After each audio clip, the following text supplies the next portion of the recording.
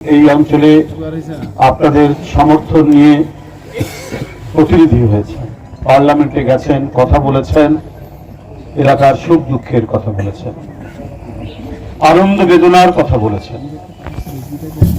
আজকে তারই এলাকায়, তারই কনস্টিটিউয়েন্সিতে আরেকটি মর্মস্পর্শী এবং বেদনাদায়ক ঘটনা।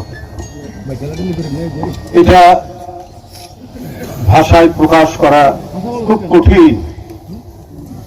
একটা পরিবারের এত দুঃখজনক ঘটনা, এত বড় ট্র্যাজেডি, এটা কিভাবে বর্ণনা করব, সেই উপযুক্ত শব্দ এবং ভাষা খুঁজে পাচ্ছি।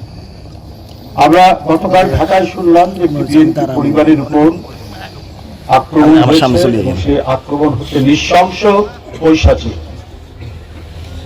বনের হিংস্র বাঘ পর্যন্ত মানুষের শিশু বাচ্চা থাকলে তাকে লালন পালন করে। আর এ কোন সন্ত্রাসী, কোন দুর্বৃত্ত, তার আত্মা কিসের তৈরি? ইংলিশের তৈরি ছাড়া এটা অন্য কোনো আত্মা হতে পারে না।